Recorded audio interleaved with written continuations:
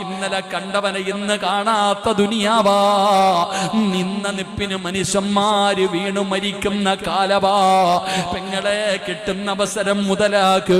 നാളെ ജീവിച്ചിരുന്നാലല്ലേ തൗബ ചെയ്യാൻ പറ്റൂ.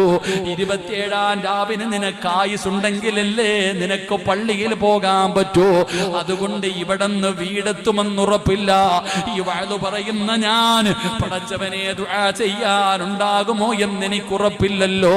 അതുകൊണ്ട് വാപ്പാ, അല്ല തന്ന അവസരമാ, അല്ല തന്ന അവസരമാ.